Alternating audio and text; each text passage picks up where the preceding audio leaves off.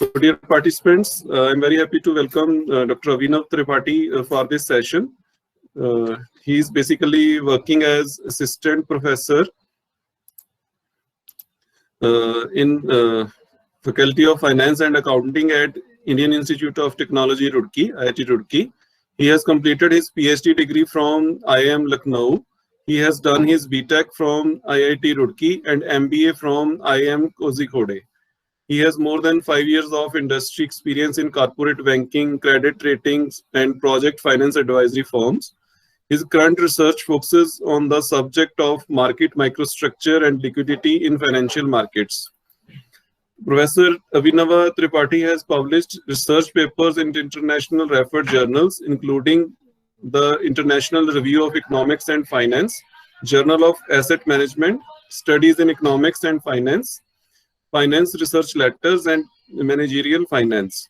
He is using this particular free tool R for very different data analysis purposes.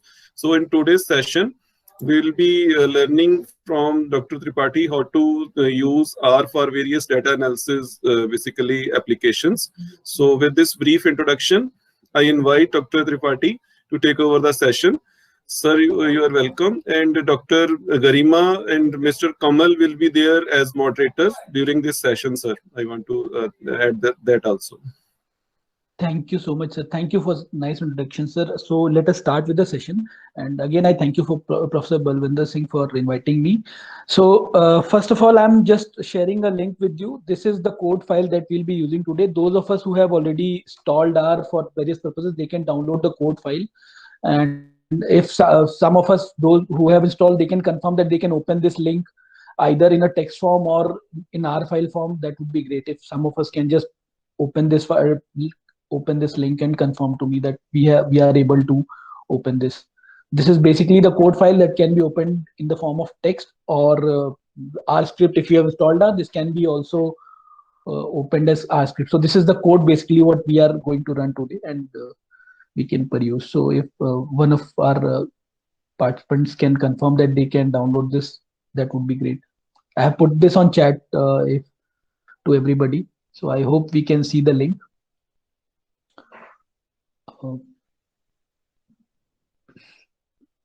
So can we see the chat box? Is it can we see the link that I have pasted on chat box?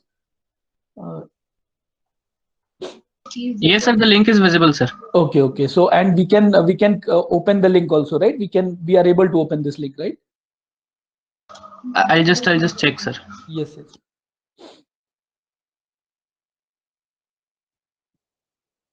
It is a code file which can be opened in the text format as well as this thing. So in case if somebody wants to parallelly run with me the codes, and that is actually a good learning exercise, and we are most welcome to do that. So in case you find any error or something like that, you can very well contact me for that. So, yes, sir. It's opening in the Dropbox itself. It's opening, right? Okay, so great. So those of the participants who are able to who have installed R already, they can just open this script in their R software and run the codes parallelly with me.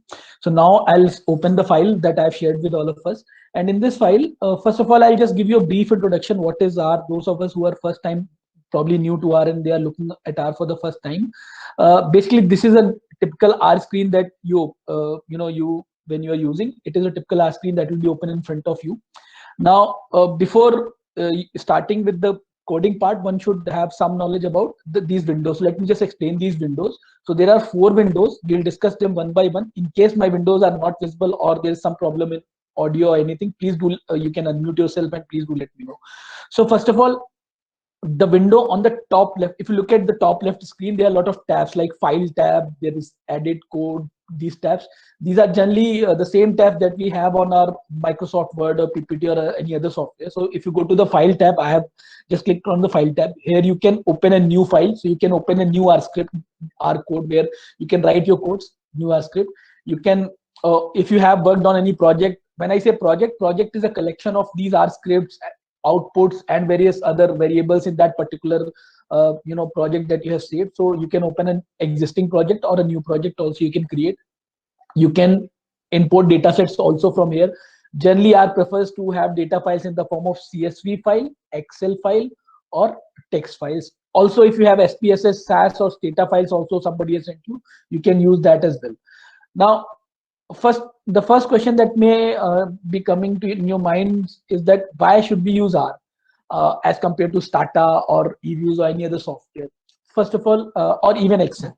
So first of all, R is an exceptionally and extremely powerful tool, and it is very simple to use. It is a combination of, I would say, maths and English, which we are generally comfortable with. So it is the syntax is in terms of English and maths, which is very easy to interpret and easy to write.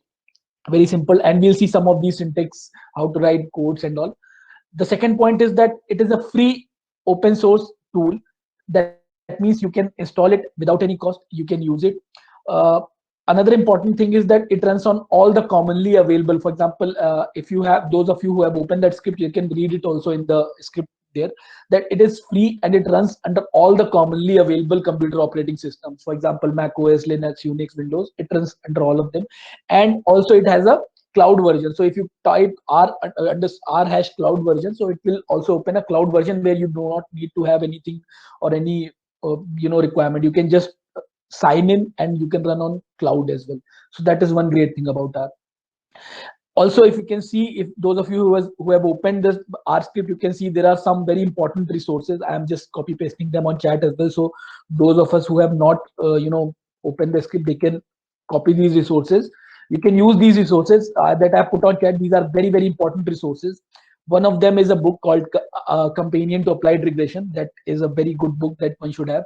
And then there are two links. One is CRAN R project, where you can download the latest version of R that is compatible with your operating system. And then there is a link for RStudio. So RStudio is basically integrated development environment. What is that? So when you install R, you can very well work on R, but RStudio provides again a free but a better improved GUI to operate on R. So that is why they call it integrated development environment. So for example, the window that we are seeing, it's RStudio window. So you have to install R, then you have to install RStudio, and then you can start working on RStudio. So that is about installation part. Now we were talking about these windows. So first, top left, the window on top left, it contains all the data inputting, file saving, and those kind of operations that we are very familiar with in our Microsoft Word or PPT kind of operations. So it's very simple. The first thing that I would like all of us, when we install R for the first time, I would like us to go to this tool tab. In the tool tab, you can see there's something called global options. I'm hoping that all these things that I'm showing, they are visible to all the participants. So if you go to this global options, you'll find something. You can see there's something called appearance. Now first one can go to appearance, and then one can you can select the right theme that you find comfortable, classic, modern, different themes. You can the size of font depending upon your preference and taste. You can select the size of the font. You can also choose the type of font you want, the size of this thing, font again, theme, all these things. A lot of combinations are there. You can try one of them you like, and you can select any of these for better visibility and efficiently coding. So that is the introductory part. Then what you can do is, and the very important thing is to go to this session window. There is something called session tab. In the session tab, you can see there's something called set working directory. Now, if you click on set working directory, it will ask you to choose the working directory. I'll discuss about this, what is there. So it will open some default directory, it will be open. Now it is up to us to select a particular directory, and I explain why it is important. So we select a working directory here, and as I click open, I'll click open, and you can see in the bottom a certain code is generated by the name of setwd or something. It is generating a code because I was working in a particular window. So what we should do is we should copy this and we should paste it. I have already pasted it here, but if you can see this setwd command, we should paste it here. Once I paste it here, now my work. What is the benefit of this? So after running that code, my working directory has already been set. Now I am pasting it again in my script. Why? Because after 4 or 5 months when I'm working it, probably I may not remember what was the working directory I was working when I was running that code. So it is always a best practice to put your working directory link here, which was generated after setting the working directory. And that is good thing about R. So once you run a command, it automatically generates the code also that is associated with that command. So for example, okay, let me clean the environment a little bit. So let me do this again. So if you see, I'm doing this session, set working directory, choose working directory, and I'm clicking on open. So you can see on the bottom window is called console window. In the console window, a link is generated. So whatever codes you will run, the code lines and their corresponding outputs will be generated in this console window. That is why it is important. So why during this session, we'll continuously looking at this console window. So you can see a code is generated. This code basically, this execution of this code sets the working directory at appropriate location where I have put my data and all those things. Once you set the working directory, if you go to this on the bottom, there's something called file tab. I hope we can see that. In the file tab, we can see that all my current working directory is set, and whatever the files are there, they are visible now. These files are available on that particular tab. So that in this manner, we can set the working directory. And like I was saying, that after 4 or 5 months, when you are using this particular file or this project, you may not remember the exact location, and you may, because there are dozens of projects you are working on and you don't want to remember the location of each project. So it is always better to set the working directory. Once you set the working directory, you can simply run this line of command that I have put. You can simply run this line. How to run a code? Just put your cursor on this line, anywhere on this line, and click here on the run command which is there. You can do that, or you can put control enter. So I generally prefer to use control enter to run my command. Once I click on control enter, this line will be executed and my working directory will be automatically set. That is good thing about R. So I don't need to remember. As soon as I open my file R script, maybe after 4 or 5 months, I can just run this command and my working directory is changed. So I am not remembering wherever the location I was working. All the relevant files and outputs are available to me now. So that is one important thing, setting the working directory. Then if we look at this top right window, this is called environment tab. What is this environment tab? So all the variables, all the data that I have saved that is there will be visible on this particular tab. I hope this is visible to all of us. So on this particular tab, all the data variables that I have saved are there. So generally it tends to save in my current environment. All the packages, I'll talk about packages also. What do I mean by packages in R? So all the data are there, and generally it happens that after a long working time, it will be quite heavy. A lot of variables are there and it is too much loaded. So you want to clean up your memory a little bit. So the option is there. Either you can remove these variables individually or you can remove them also. If I click on this broom symbol, all of these variables will be removed. If you want to see what is there in a particular variable, for example, let me just show you. If I want to see what is there inside this variable, I can just click on it and it will show me the variable. So there is some variable which has some header, columns and all. I can just see this. Also, I can clean my environment, but when you're cleaning and clicking on this broom symbol, be very sure that you have saved everything, because if I click on this, I've just clicked on this, everything is lost. So whatever data I was working on in my current directory, it is lost. So now I'm not left with any data or any packages that I have loaded at the beginning of this session. So when we are doing this, we should be fairly sure that my current session is over, so I will not be needing this data and the packages. So now my working environment is empty. So there's some empty working space now. Memory is some memory is free. Probably my speed is also boosted up a little bit. That is about this environment window. If you want to see what codes you run in the past, you can go to this history tab. It will show you some recent commands that you have run in your past if you want to refer to them. That is also important. Then in the bottom window, you can see bottom window, there's something called files tab, where all the files that are there in current working directory, they will be visible. We can see some of these files that are there in my current working directory. There is also something called plots window. So whatever plots I will be plotting in the session, they will be visible here. Now, if I want to zoom these plots, I can click on zoom. I don't know if it is visible, but we can see the plots in a larger size also. I hope, I'm sincerely hoping that all of us can see these plots that are there in this window. This is visible. Now, if you want to export this graph as a JPG file or JPEG file, or you want to save them as a PDF, that you can do very well. You can also copy them to clipboard and then paste them into your current working. If you are working on a Microsoft Word report or PPT report, you can very well do that. So that is about this graph window, and R produces graphs which you can publish also. So it is of publishable quality and any international journal. So please take a half a minute and can we confirm that we were able to see the tabs that I was showing. probably we could confirm, that would be great. The graphs, the tabs that I am showing, they are visible to all the participants. It will be great for me to just get a small input. Yes, sir, visible, sir. Okay, great. So all the graphs and everything that we are showing are visible to us. So then there is something called package tab. You can see there is a package tab. Now, what are these packages that I was talking about all this while?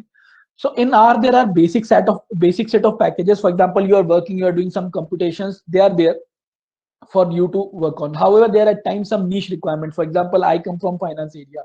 Now, I at times use certain specific packages like asset pricing models or portfolio optimization models, for which I need not write hundreds of lines of code. So if I work them myself, I would require to write hundreds and lines of codes. However, R programmers, and there's a community of R programmers that collaborates with area experts in respective areas and create these packages that are specifically designed to do a certain kind of task. So I can use those particular packages to perform those tasks right away without writing myself those 100 lines of codes. So those packages are available. Some of these packages are verified by the R programmers. It is basically an academic contribution. So these packages are available on the R Cranar website and R journal also.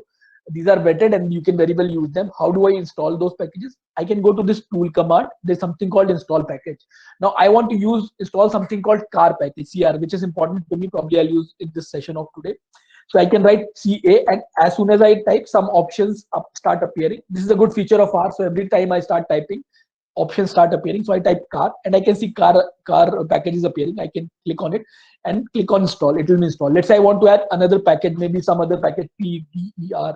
So it is also there. I can select both and then install. So I can install multiple packages here.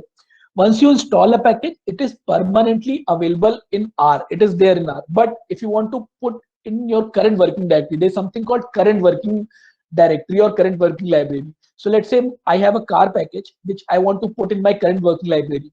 So what I have to do is, there are two options. One is that in this package tab, I can just type car and you can see car tab is appearing. So if I check mark on it, once I check mark on it, you can see there is a command that has been executed. This is called library car. So that means R has loaded the car library. Now, this is not the best practice. Best practice is to copy this code, just copy this and copy it somewhere in the code file at the beginning itself. So if you look at my code window, a lot of library commands have been put at the beginning itself. So all these commands individually, they tend to, is put a particular package in your library. So you can use these commands. All the libraries that you are going to use, you can put them in your library and execute at the beginning. So you can execute all these commands at the beginning itself. Look, how do we do that? I select all these commands and put Control Enter. So if I put them on Control Enter, all these commands are run and executed. So all the associated, the packages will be in my current working directory. So they will be my current working directory, and now they are good to use. So that is one thing. In this package, in this particular session, I will be using car package. So that is also installed. And I have already set my working directory as well. So this is about package window. Also, R has a very extensive help platform. So if you want to take help, you can click on this help file. You can click on this help tab. Let's say you want to take help in regression. So I want to see what is there available in regression. So I can type here regression and I can just enter. So a lot of help will be available. This is one way to check help. All the help related options will be available.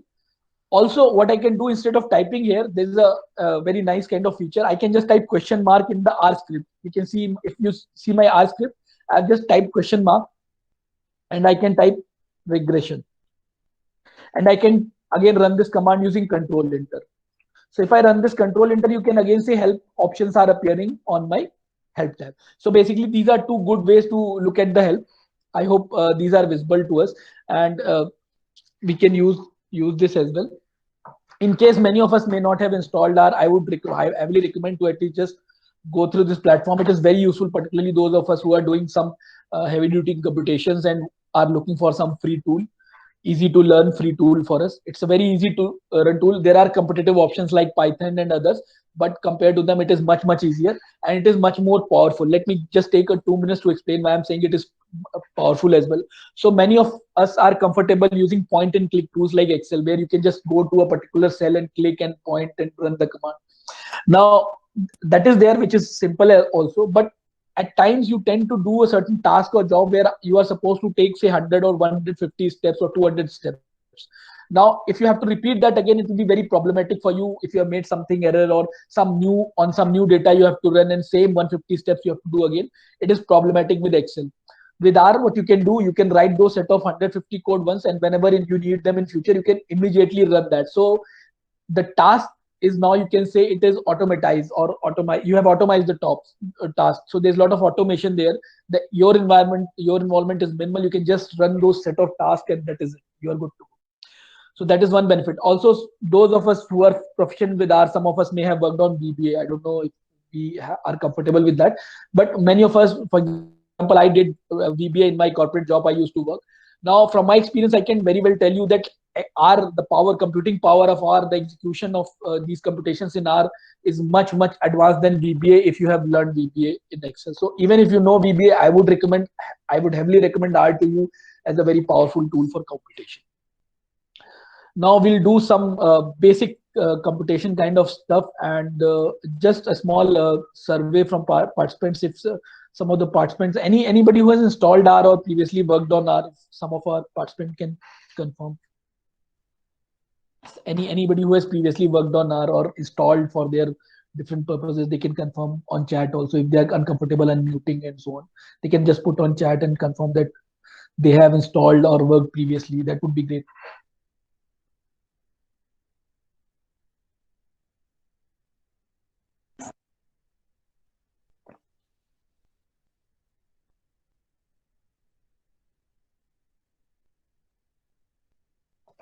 I think, sir, you are on mute. So if you want to say something, probably you're on mute, I guess. So if you're saying something, probably I cannot hear. If you're asking me a doubt or commenting, I think you're on mute. So in any case, if you are uncomfortable, you can type on chat also if you want to say something. And those who want, probably if they are comfortable, they can put on chat that they have used this R before, if it is possible for them to confirm that they have used or installed R. So in the meanwhile, I'll just carry forward. So if you see, I'll start with a very basic and simple function, which is log function. All of us know that this is log. So let's say I don't know about this log function and I want to use log in R. A very simple way would be to use a question mark and then put log. I've run control enter, and the right key is to have run control enter, and parallelly you can see the this help window. What has happened on my help window? You can see that. Take half a minute pause and just see the help window. It has produced the right set of codes.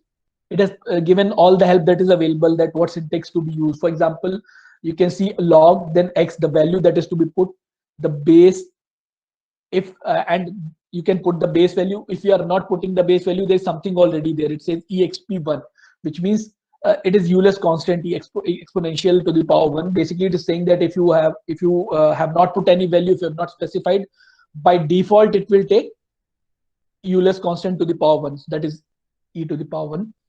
Also, there's one more good way to use R, which is like this. You can just put on log, and there's something called tab completion in R. So as soon as you put this, you get a lot of options available, a lot of functions that are there in R, they are appearing to you. Let's say you're interested in basic log function. So you can just take your mouse cursor here at log, and you can see here some options are appearing. For example, you can see log, then x, comma, base equal to, same thing is appearing, but in a different way. So I've just typed log and a lot of options are there. I can take my mouse and see what are the options that are available to me. I can see all of them. So, and it is another good way to just seek help from R, very easily available. I hope that is also visible to us. Now let me execute some commands. So now I have just typed the log functions, and now I've seen that first I need to type the number for which I want to take log, and the parameter that is there is 10. So I can either put it like this, base equal to 10, because it is there in the syntax. I can remove also this base equal to also. I can remove this. R will take it as base automatically if I have put it in the right sequence. So the second term 10. Now it will compute base log of 8 at the base of 10. And you can see, if you look at the console window now, you can see the output must be visible to all of us, where log of 8 is computed at a base of 10. If let's say I remove this 10, and then run this log function, you can see now it is computing at a base as Euler's constant E that is there.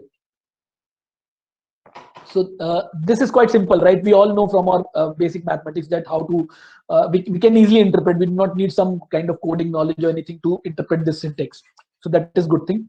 Now, basic operations like addition, subtraction, they are quite simple in R. Just I need to just write the symbol 2 plus 3 if I want to do summation.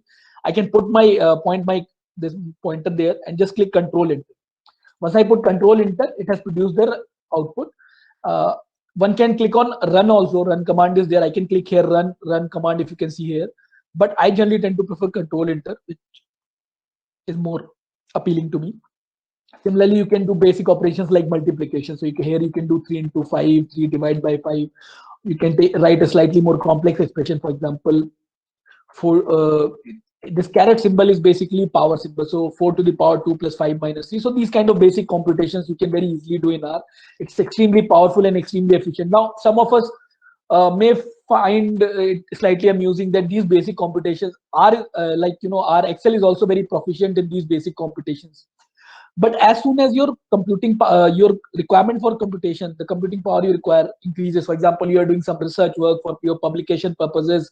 You need some reviewer comment has come, and now you have to write these things again. I can, with certain confidence, I can say compared to Stata, EViews and other tools, R is much more powerful and very easy to work with. And it's very flexible. Particularly if time permits, I will cover certain things for reproducible research, where you can produce nice tables and put directly produce nice tables rather than copy pasting from the R or anything. You can directly produce very nice looking tables for your research papers. That is there in R. So that is good. Now let us get back to the basic discussion that we were doing. So for example, you can do nesting also. For example, if you look here, there's something called exp to the power x. There's a function. Okay, first let me define. So let's say I want to take exponential of 8. I can take exp8. I can do nesting also. That means I can put another function out of this function like this. It's a very simple command, and this is all very mathematical. We should be very comfortable with this. I'm doing log, then bracket, small bracket close, then new function starts, and I have done that. And I'll run this. So basically it's doing the log and again taking the exponential. So again the same number we'll get. But the point that I was trying to make, that very simply we have put multiple functions. In this way you can put 2, 3, 4 or multiple functions can be put here. So I hope everything is going smoothly till now. There are various functions, like there are thousands of functions in R. For example, you can see here square root and all. These are basic mathematical functions. Then there are advanced area specific functions also that are available in different packages that we can explore in CRAN R or other resources that I have put. In case, sorry, pardon me, because I'm not looking at chat window continuously. So in case we have any doubt, we can very well unmute or just let me know. So now we come to slightly different operations that are called logical operations. What are logical operations? So those of us who have done some basic coding or computing before, or these kind of operations are called logical operations. So we'll probably see a little bit of these operations here. Now, generally, if you want to compare, let's say you want to compare two conditions, you use this kind of symbol in R, double equal to, which is generally there in other languages also, double equal to symbol. And here, for simplicity's sake and demonstration purposes, I have just put 5 on one side and 5 on the other side. Obviously, in your real life coding requirements, it may not be so simple. There must be a very complex condition on the left side and another very complex kind of condition on the right side, and you would want to compare them. So when you are comparing these two conditions, you will use this symbol, double equal to sign, one equal to and then another equal to sign to compare this. Now, if I run this command, how do I run this? Using Control Enter. I put my cursor anywhere on this line number 91 that we can see, and just put Control Enter. And this good thing about R that it shows us the line number also. So we are very sure that we are at which location. So let me just run this. And if you see the console right now, it has executed the code that has been run as well as the output, and the output is true. So R recognizes a condition which is true as TRUE true, or T, capital T or true, which is a symbol for condition being true or validated. If the condition was not true, it would have produced a false or F. Now, generally, as we must be knowing that in these kind of situations, what we would want to have one set of codes to be executed if the condition is true, and if it is false, another set of codes to be executed or steps to be taken. So that in those kind of places or in those kind of situations, we can use this condition. Now, often you may not want to directly use it here, but you want to save it in some variable. So there is something called assignment operation that can be used. For example, a very simple assignment operation is used here. So first I'm comparing the two conditions using this expression where I've compared. Now in this particular case, obviously I'm using a very simple expression, 5 is equal to 5, which is quite basic, but obviously it can be, you know, increased in terms of complexity. So once I have generated the true or false output, I'm assigning it to another variable and naming it as A. So if I run this expression, R will read it like this. R will find it that as two conditions are being compared, and once they are compared, their output is assigned to another variable called A. Let me run this. And you can see as soon as I run this, this command is executed in my console window. I hope we can, all of us can see that in my console window. However, there is no output produced, unlike earlier where there was one output. This time around, there is no output. Why? Because I'm not asking R to produce any output. I'm asking it to just store a particular value, true or false, in my variable A. And parallelly, if you see my global environment, this variable A is created now, because this variable is my intermediary variable which have been saved, and its name is also there, A. So this is what I meant when I say in global environment, you will have your intermediary variables. So if you want to use R for further, this variable A for any further purposes, you would not like to remove it. So you would not like to click on the broom symbol. If you click on broom symbol, this A will be gone. And what is there inside A? If you want to see what is there inside any variable, just click on that particular line where that variable is mentioned. For example, it is mentioned on line number 95. I have clicked it around. My cursor is there. I can click either on this run command or I can do control enter. Very simple. And as soon as I do control enter, I can see this true option appearing, which means R has extracted the value inside the variable A and put it on the console window. So that is about that. I hope we are comfortable up until here. In case we find those of us, particularly those of us who are running the codes parallelly or trying to run them and finding any error or trouble, please feel free to stop me and ask questions.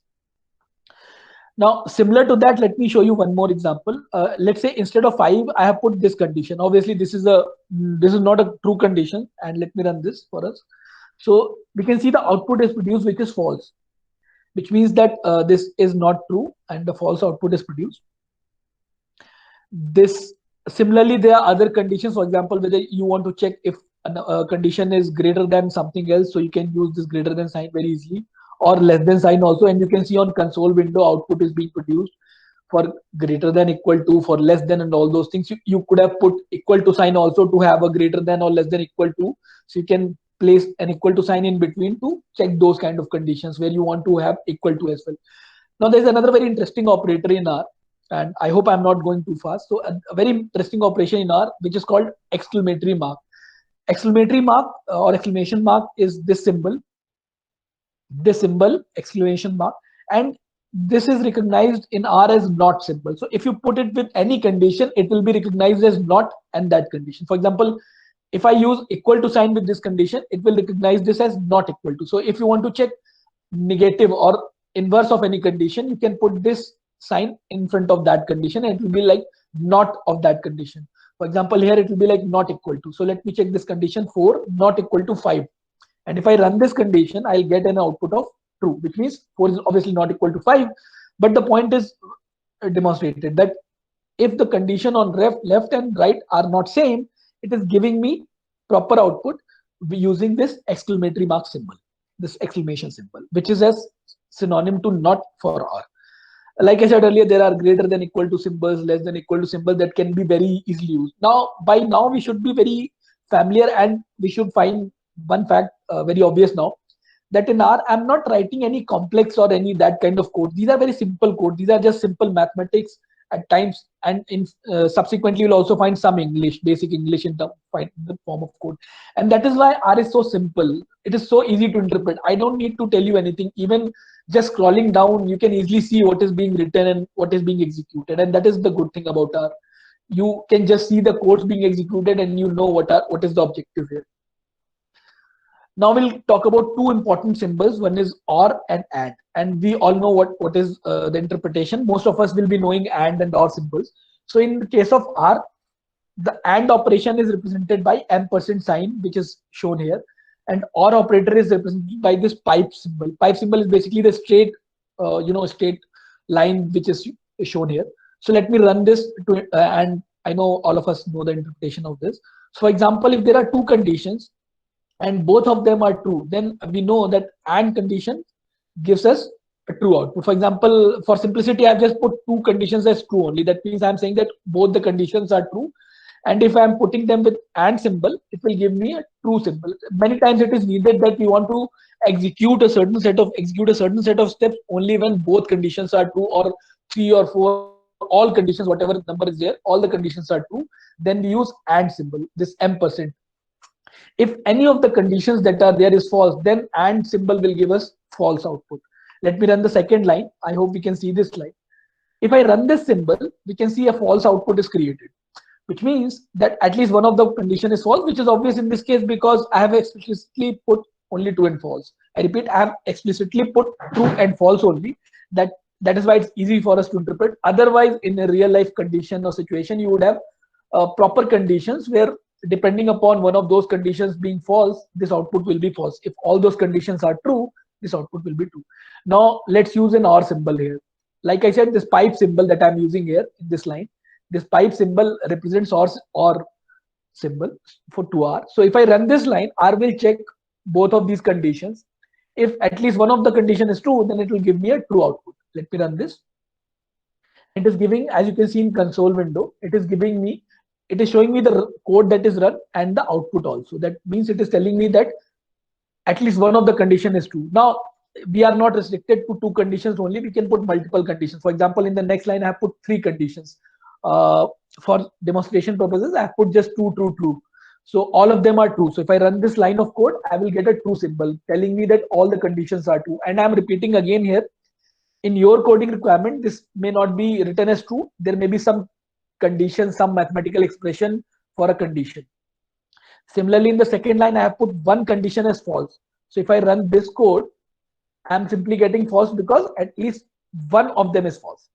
Now, if the same thing would have been done with OR operator, the output would have been different, obviously. You can see that. Let me run this. Here, 2 conditions are false, 1 condition is true. So if I run this, I get true. That means at least 1 condition is true. In another case, I have 3 false conditions. If I run it, it will give me false because all of them are false. Even if single one of them was true, I could have got true. Now, a rather simple way to represent these conditions is like this. Instead of true, I can use T. Instead of false, I can use F. So for example, here I've just put T and T. So it will give me a true condition. If I put F or T, it will give me true because F1 true is there. Now, in case of R also recognizes these trues and false as zeros and ones. So if you are using them by mistake, if you are multiplying or doing some mathematical operation, R will recognize false as 0 and true is 1. Now, most of the times we are not doing by mistake, but actually in some of the operations, we use this attribute of R that it recognizes false as 0 and true as 1. Many times we want to count the number of falses or number of trues. So the good way is to count false as 0 and true as 1, which R recognizes, and we can process it and check the conditions, how many conditions are true and false and so on. So I hope till this point things are going smoothly. In case anybody is having any doubts, please feel free to stop me in between. Also, I think the session is being recorded, so probably that will be available for reference later on also. So let us start with the basic data structures in R. So like in any language, a very simple kind of variable would be a variable which stores a single value. Like for example, here I am storing a value of 1 to a variable called a. It's a very simple assignment operation like we discussed earlier. If I run this code, this value of 1 will be assigned in the variable a. Now, as of now, no output is produced. So if you look at console, there is no output, just the code being run. No output is produced because R is not asked to produce anything. So if I want to check what is there inside this variable a, I can take my cursor, put on this line where a is written, and run this code using control enter or run command. If I run this a, you can see the code is run and subsequently an output is produced. So R has extracted the value inside a and put it in the console window. We can see that it is showing me that inside A there is a value called 1. So the point that I was trying to demonstrate here is that A is a very simple unit, a very basic unit of variable that is available in R. Now, if you want to have, obviously in real life, you may want to have a variable with large number of values, and these variables are called vectors for R. What is a vector? Let me just explain it to you. A vector is a variable which is a combination of multiple, not single variable, but multiple variables. For example, look at this expression. Here I am telling R to combine 4 values, 1, 2, 3, 4, using this C. C means combine all these 4 elements and put them in a single vector. So a vector is created. Now it is not stored, obviously. So if I run this line, it will show me 4 elements, 1, 2, 3, 4, which I have combined. However, if you look at the next line of code, which says V1 equal to C1, 2, 3, 4. So now a vector is created in a particular and given a particular name, which is V1. So if I run this command, this V1 vector is created, and you can see global environment tab. If my global environment tab is visible to all of us, we can see a vector V1 is created with 4 elements. The summary is there, 1, 2, 3, 4, and it is recognized as a numeric vector. You can see there is a num symbol that is appearing. Now this is the beauty of R, that it recognizes without me specifically telling R that what is the nature of this variable. R is recognizing that this variable is a numeric variable, and whenever I'll process this variable, maybe different operations and so on, R will appropriately process this variable considering it as a numeric variable, and we'll see some of this in the later discussions also. So let me see what is there inside this variable V1. Just let me put my mouse pointer here and click it, and I'll run through Control Enter, and you can see in the console R has extracted all the elements inside this V1 variable and put them in my console window. If I want to see the nature of this variable, I can use this class command. If I run class V1, it tells me that this variable is a numeric variable. If I want to summarize this variable, summary of V1, you can see it has appropriately summarized. I have some minimum, maximum, median. So a sort of summary of this numeric variable is produced. Now, as of now, we may not be able to appreciate why this is important, but let me show you through one example, a contrasting example. Now I'm using another vector of variables. Now this is a character vector. Why? Because I am putting character strings. If this code is visible to you, I have given 4 elements. Again, I am using C command to combine these elements. Each individual element is a character. My name is Abhinav. And each element is within quotes. When I put something in quotes, R recognizes this as a character.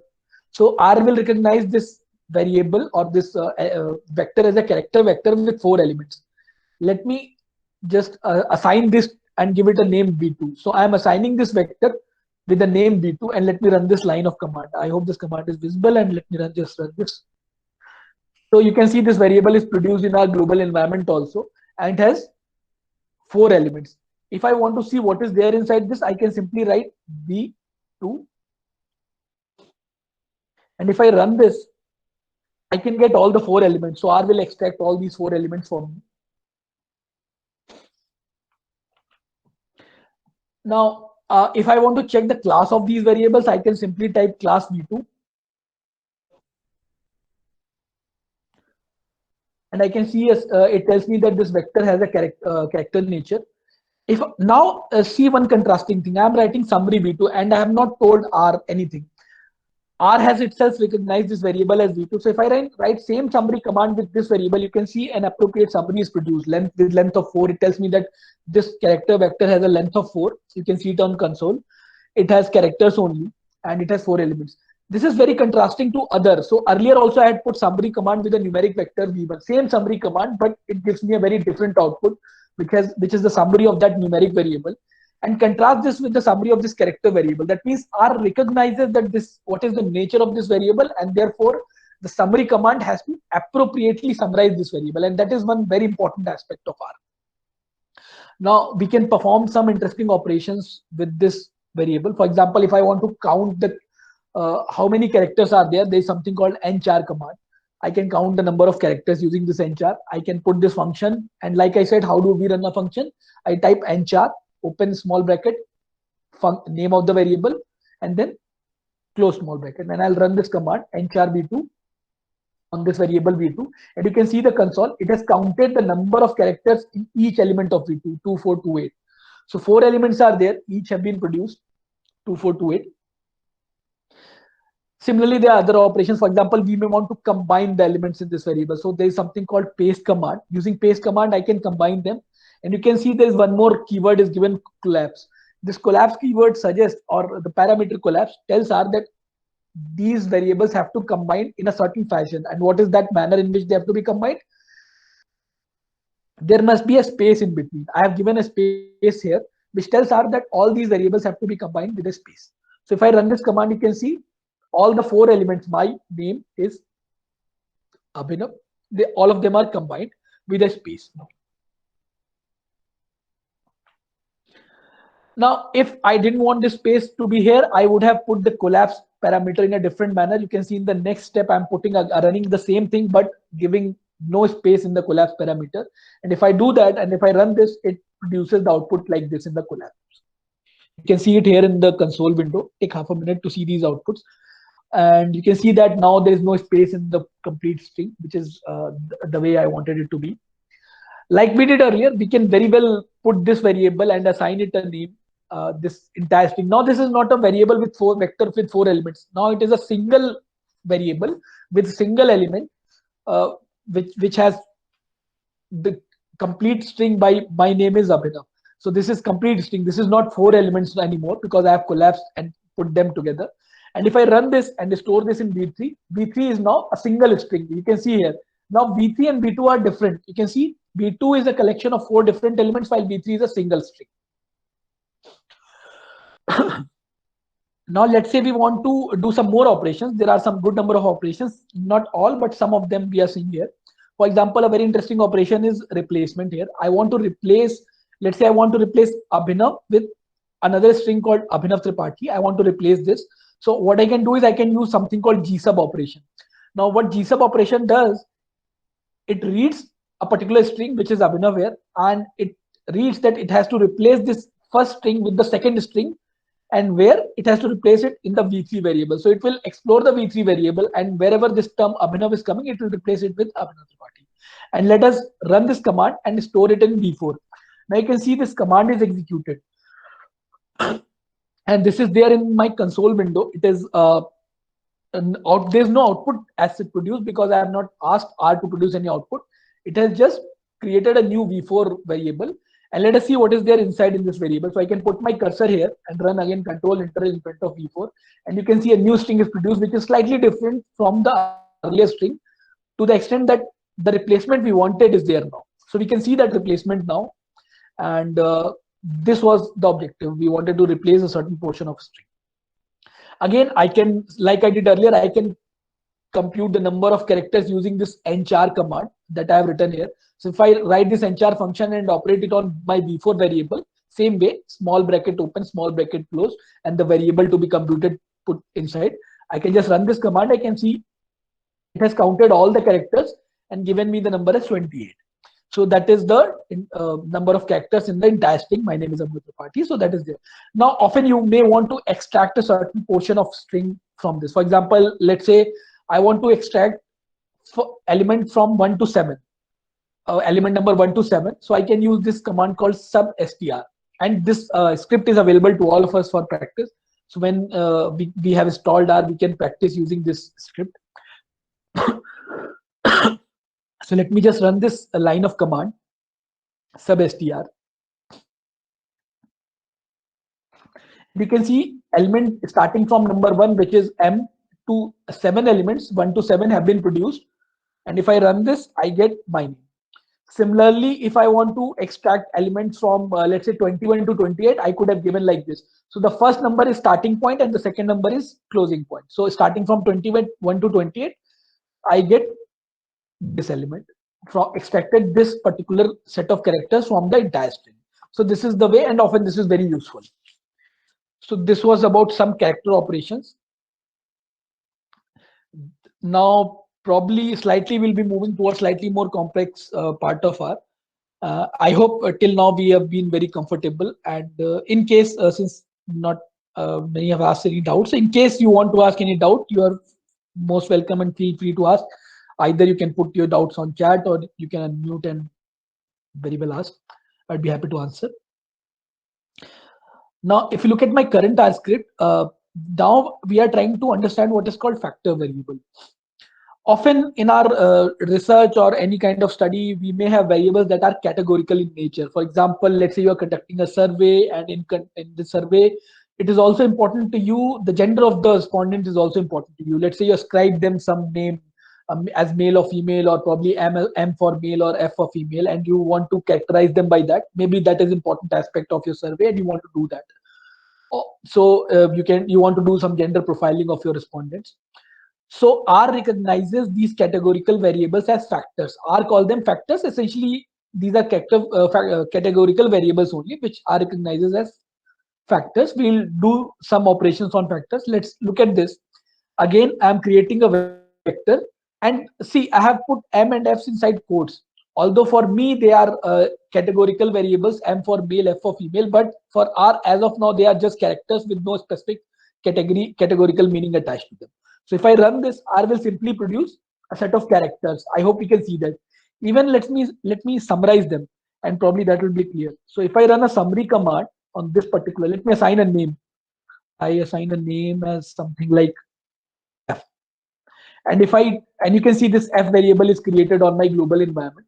If I write the summary of this F, and please remember, R recognizing this variable F as character only. So if I write summary of this F, it tells me that there are 8 elements and all of them are characters. Now I want to specify to R that these are not character vectors.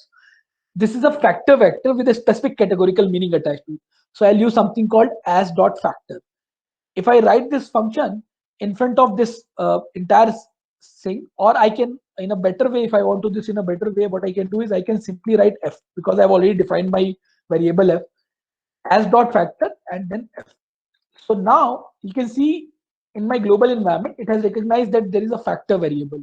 Let me show you what is inside it now. So I'll run simply control enter in front of this D5, and you can see now the output is very different. It tells me that there are elements M's and F. These are put in the output, and it tells me there are 2 levels. By levels, R mean category. So there are 2 levels or 2 categories, F and M. So now I am quite sure that R recognizes this variable V5 as category variable only. So if I want to see the class of this variable V5, like we were doing earlier for numeric and character variables, if I run this class command, I get an output of factor. So now R recognizes this variable as a factor. And now comes the interesting part. So if I write the summary of this variable V5, let's see. I'm writing the summary of this variable, and see the summary. It has very appropriately summarized this variable for us, telling me that there is one female category, F category, for which there are 4 elements in my variable, and there is M category, male category, for which there are 4 elements. So now R recognizes this variable as category variable and very appropriately summarizes also. And at times in research, this is very useful. Those of us who are using dummy variable regressions and so on, those kind of things, category variables become very important, where you can use this kind of operation.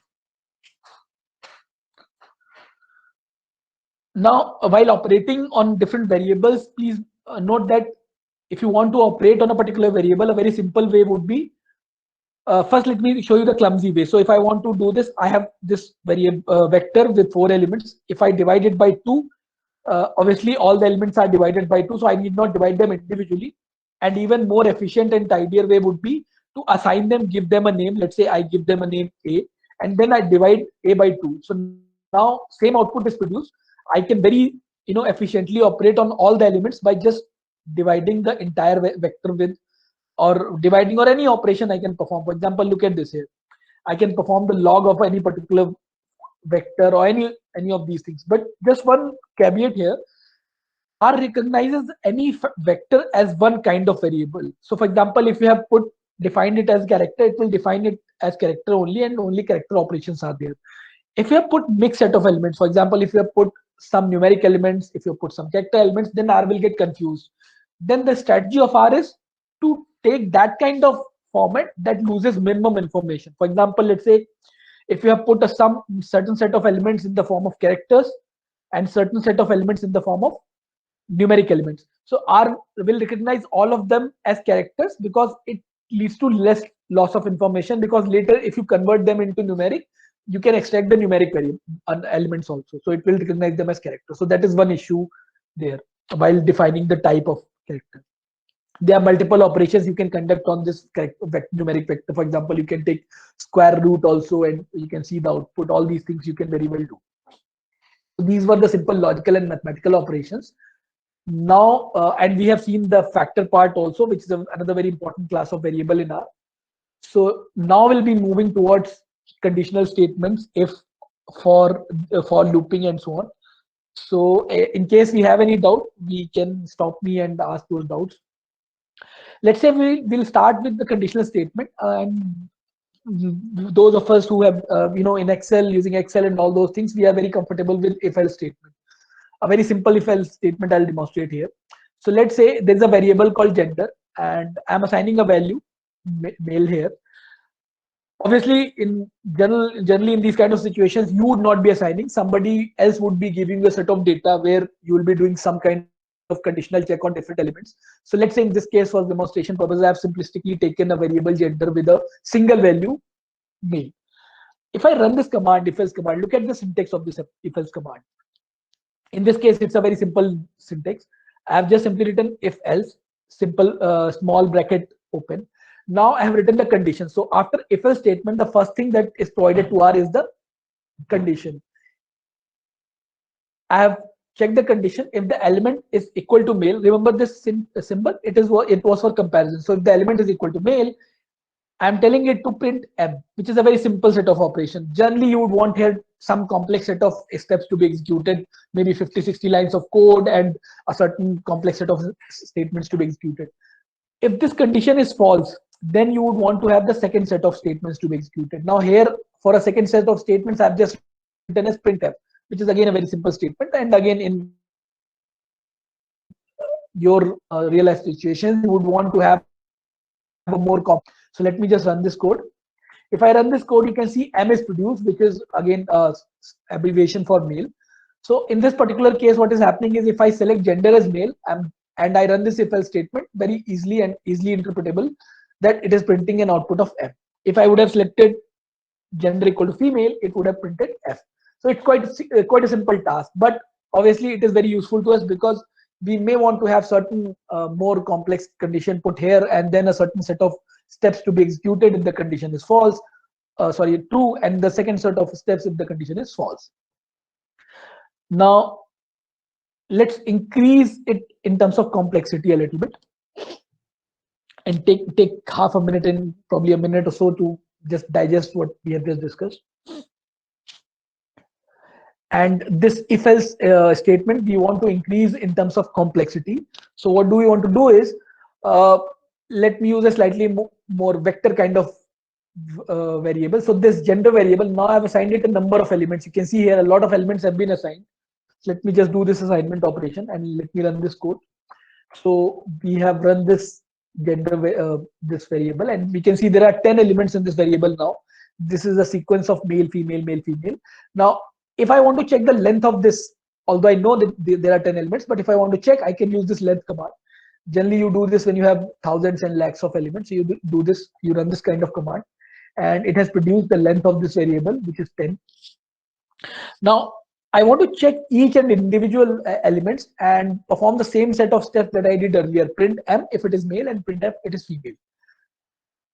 Obviously, you would have probably different set of statements if you are checking the condition, but let me do that. Now, there are 10 elements and I want to check each and every individual elements specifically. So there's something called for loop. Some of us may be comfortable with for looping. Those of us that are not, for loop is a very simple way. In any programming language, it is there. It is a simple way to repeat a particular operation with changing values. So that is called for looping. So in this particular case, what I'm trying to do is I'm running this for loop. This is the syntax for I in 1 to 10. So this tells R that a for loop is followed. In that for loop, I is the subscript. I repeat, I is the subscript. It starts from 1, it ends with 10, the I subscript.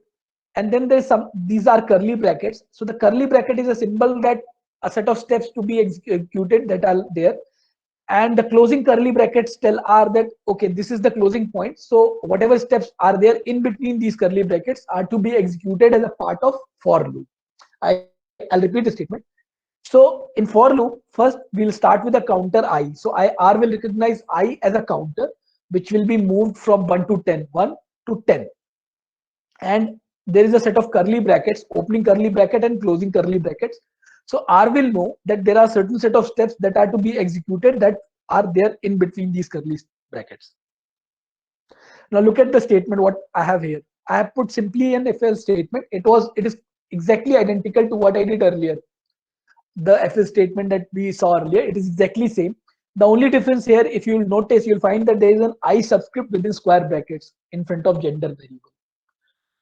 Now this is very important. This tells R that the gender variable is not a single element character variable. It's a vector of variables, and this vector has a number of elements. And every time the R value is changed, R will refer to different value of gender. Just see this expression for half a minute.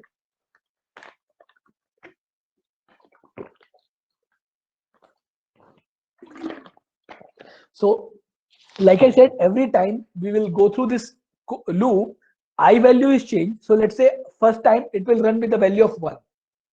So R will check the gender value with the first element. That means gender square bracket 1.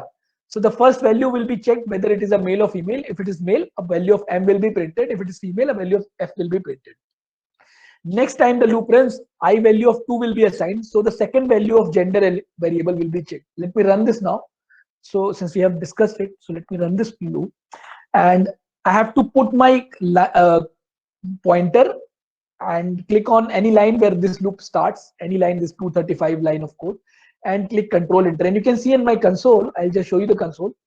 The loop has run, and a set of M's and F's have been produced, and each M represents a male element, each F represents a female element. So for each element, the conditional operator has performed a check whether it is male or female, and the looping operation has helped me in doing this 10 times. Now there's a problem here. The problem is like this. Since, like I said, this gender variable, I as a coder or as a performing the code, somebody who's performing the code, I am not the one supplying this variable. Maybe I have asked somebody else to supply me, probably my research scholar, to look out for this data, or some agency to give me this data. So I may not be knowing that whether there are exactly 10 elements.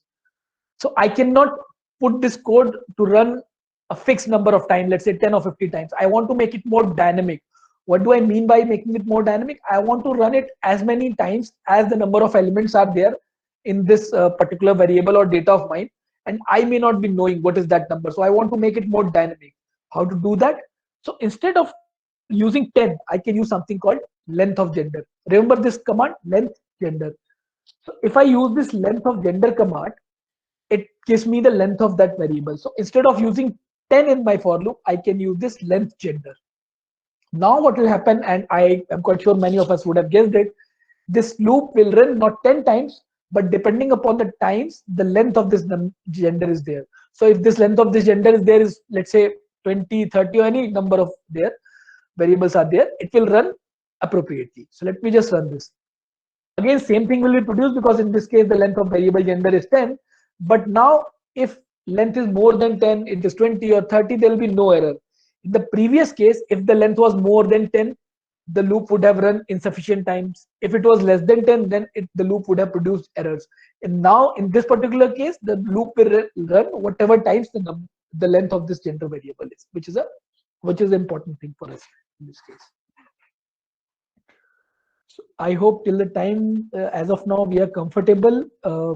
Take some time and ask if you have any questions. Feel free to ask. In case we have, we can ask any questions. Or I'll just okay. I can see here somebody, but not the question. If somebody wants to ask, you can ask, please. Otherwise, I'll continue with the presentation. So, sir, good afternoon. Yes, my question: is it available for GUI applications also? Yes, sir. You are saying that you don't want to write the code, but you want to use GUI directly through GUI. Yes. That VB.NET like that. Okay, so the challenge here is that many times there are functionalities in R that you can completely use GUI. Sorry, I'm getting my voice only. But the point I was making, that you can use GUI, but there are limitations to it. So you may not be able to use all the functionalities that are there. So if you want to use the full power of R, I would recommend to become conversant with the coding only, because there are obviously the basic things like importing data, running some basic commands can be done using GUI, but not the full power of R, for which one makes a lot of effort in learning coding and all. So simply by using GUI is not very much recommended. You may, at least I personally feel that one should get their hands dirty. Okay, okay. I think it require many knowledge of C and Java. I am seeing that there is a function substring. It is from Java, .NET. There are mixed functionality of that. So it may be so, not exactly. I would not use the word Java and C because they may appear same. For example, they are basic constructs like, you know, for looping, if. These are similar across languages. So for example, substr and all these things, these are quite similar across different platforms. So we may feel that it is coming from other languages, but it is not exactly like that. But still, I would yes, sir. So I would still recommend all of us to those of us who want to do some heavy duty computing for our coding purposes or research purposes. I would recommend to learn coding a little bit, and it's not that difficult. If you can spend a few months or so, then you will become conversant with this R. That is my personal opinion. Okay, thank you, sir. Okay. Yes. So just one input on the previous discussion. I also started coding R starting from my PhD days. I didn't have much coding before earlier, so most of my coding was learned with R only, and I found it quite easy to learn and very easy to work with. Initially, you may have some apprehensions whether how much time it will consume and so on, but believe me, once you are done, you have spent 1 month, 30-40 days, then you become very comfortable with this language. It's quite simple, and even today we must be seeing the syntax and all these things are very simply written in English, very plain English, and some mathematical expressions that we are very comfortable with. So it's good. So now, also, if there are any other questions, we can earlier speaker, we can just unmute and or put on chat. I'm happy to answer. So we'll move to the next part of it, generation of numbers and simulation and so on. So many times we need to do some simulations or generate numbers or sequence of numbers. That is very easily doable in R. So we'll start with some basic, very simple operations. Let's say I want to generate a sequence of certain numbers, let's say 1 to 4. I can simply write 1:4, a very simple statement. It will generate a sequence from 1 to 4, 1, 2, 3, 4. If you want to generate, let's say 4 to 1, similarly, you can do 4 to 1. That is also very easily doable. A slightly more, probably more proper way to do it is using the sequence command. If you want to know what is there, you can just simply put a question mark in front of SEQ and just write Control Enter, and you'll find a lot of help on this. What are the parameters, how to write them, because obviously those who are doing for the first time or initial times, we may not remember the parameters. So we can just type question mark and SEQ, and help window will produce a lot of good options to us to help with. Also in help window, some examples will be there for us. You can see here some examples. So you can run this command sequence. It will produce a sequence of 1 to 4. Now using sequence command, I can give some more augmentations to this also. For example, let's say, look at this sequence command.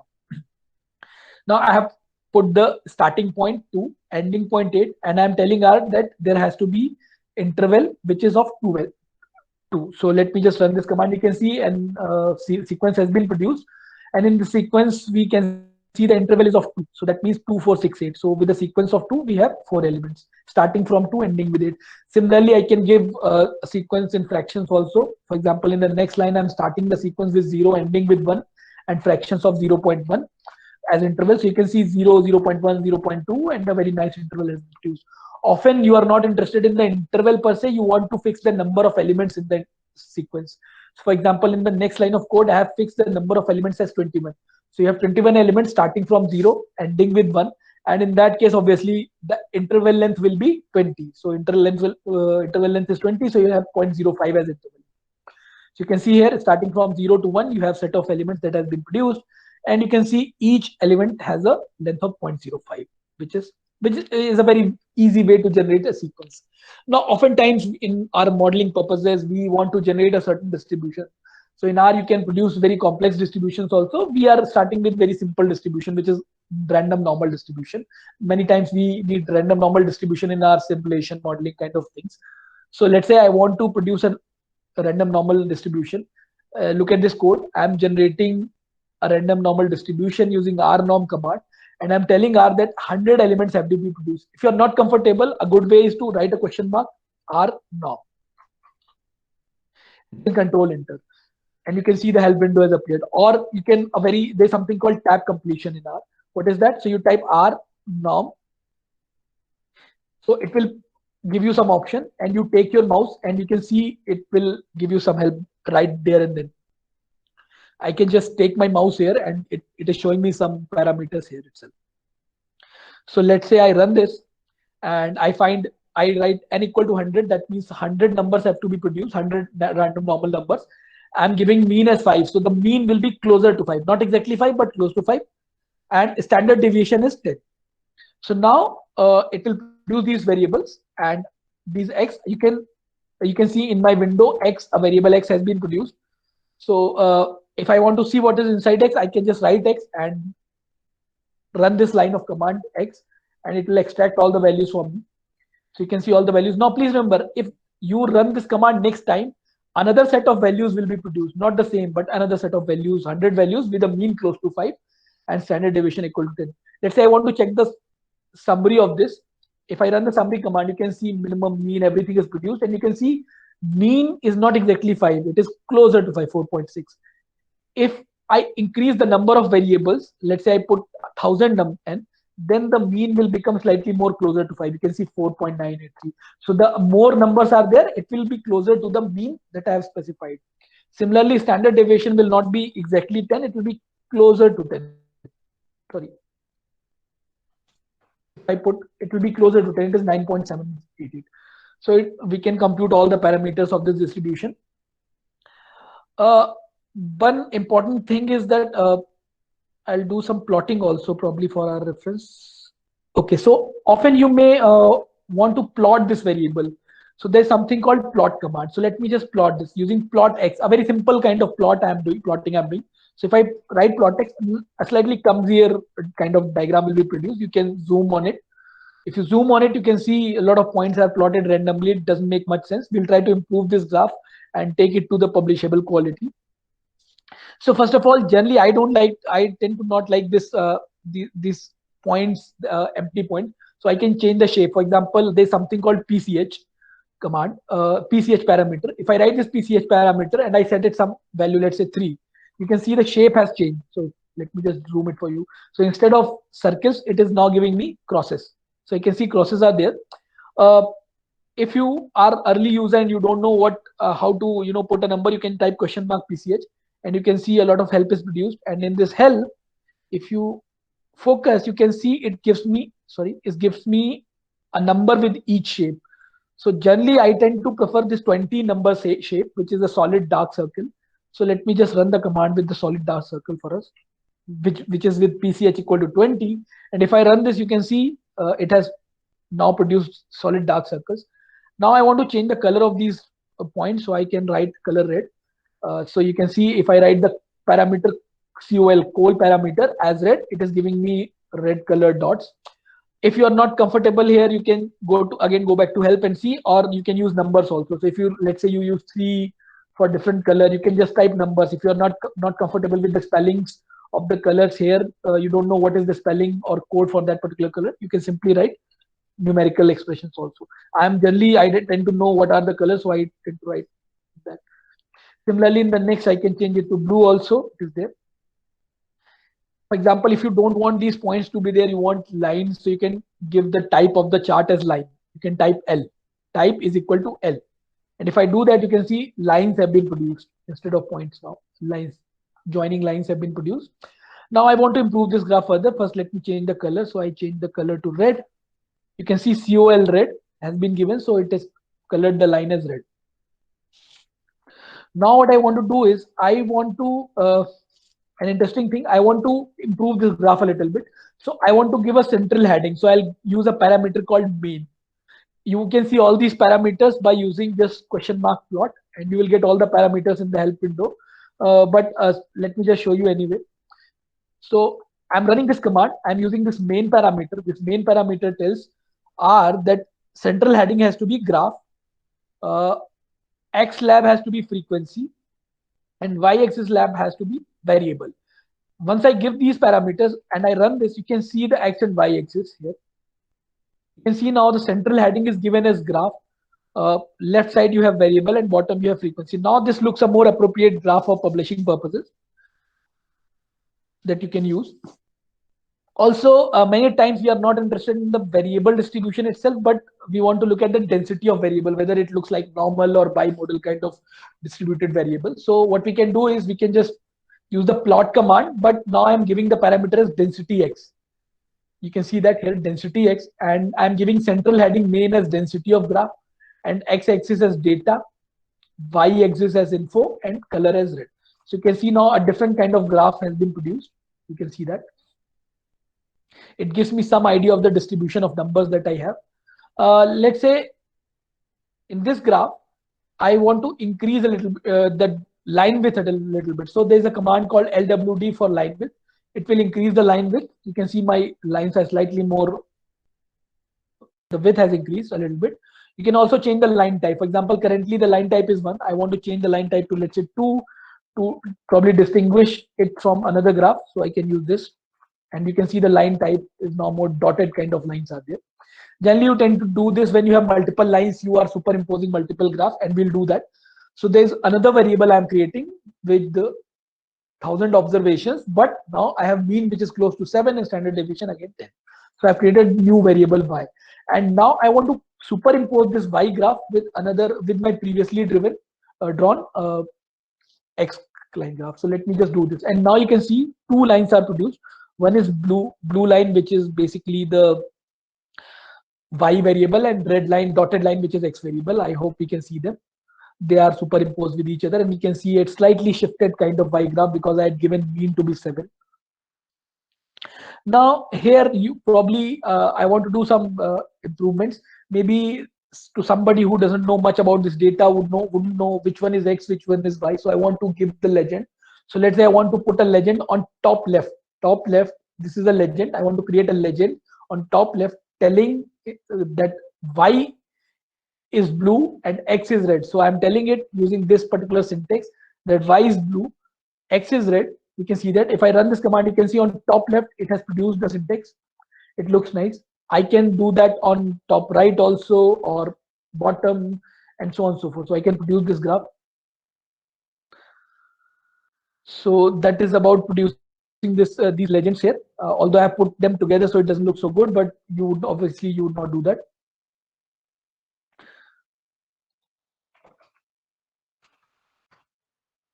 So you can see on top left, right, bottom, I am putting the legends. Wherever you want to put, you can put that using this command. It looks good.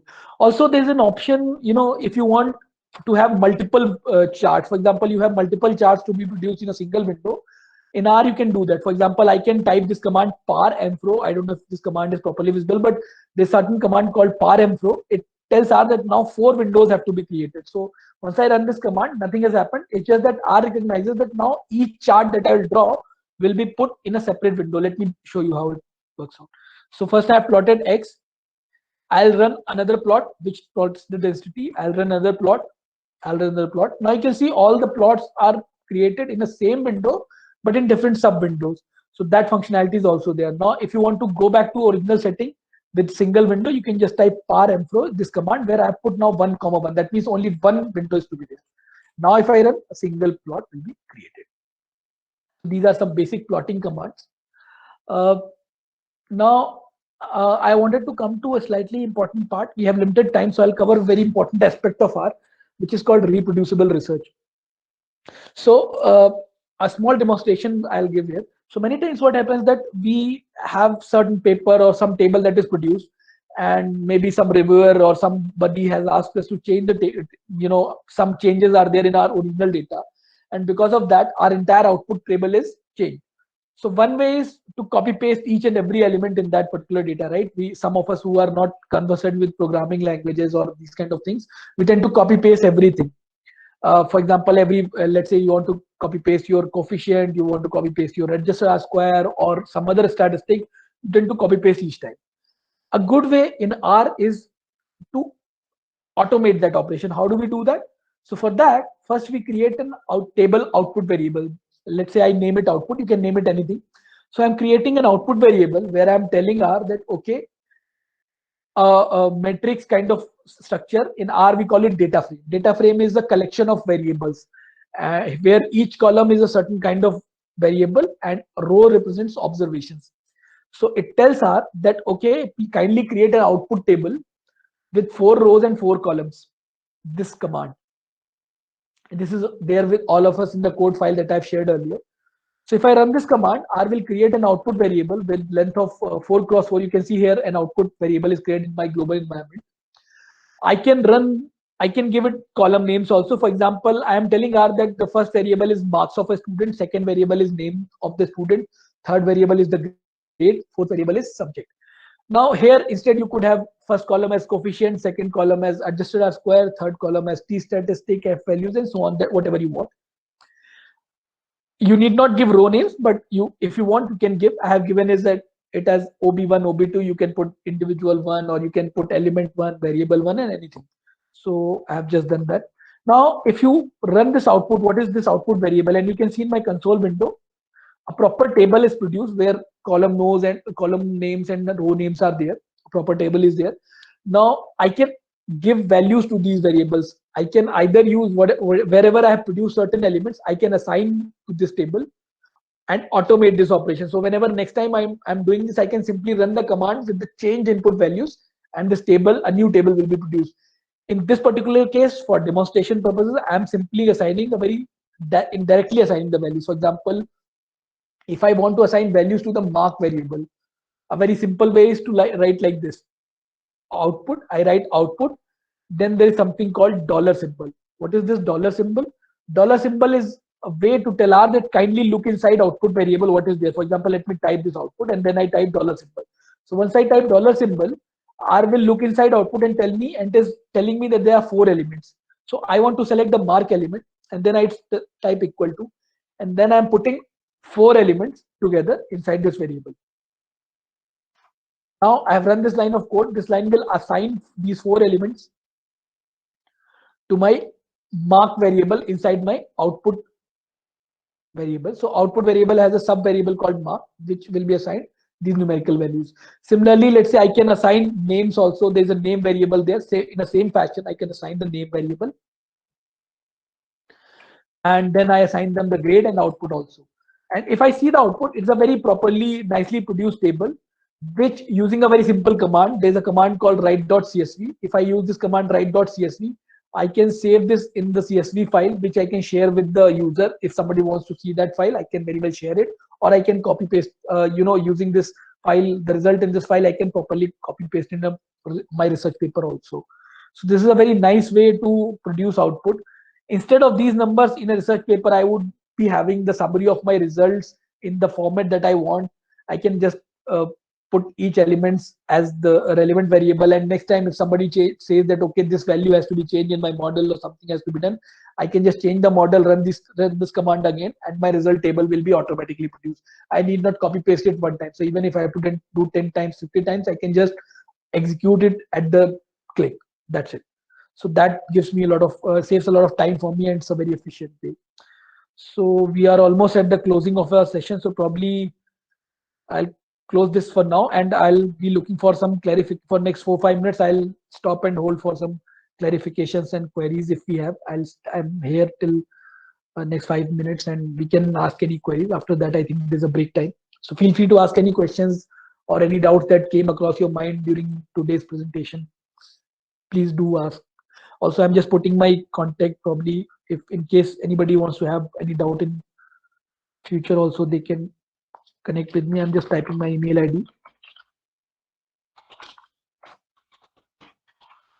So this is my email ID. You are most welcome to ask any queries related to our programming or any doubts or apprehensions that you may have. And right now also, if you are having any doubts or any queries you have, feel free to ask, unmute, or put on chat. I'll be happy to answer them. We have 5 minutes to go, so I'll stop now here.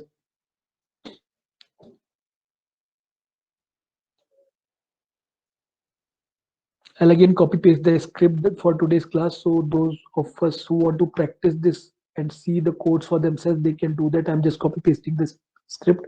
No external database were used. So all of the data that was used was generated in the presentation itself.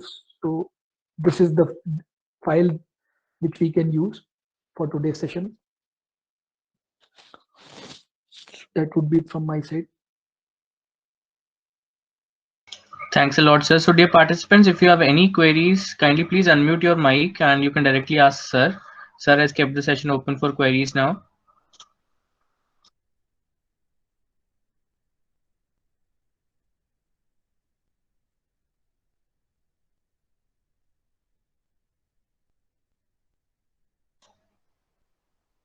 Any queries, dear participants? Kindly respond in the chat box or either unmute yourself.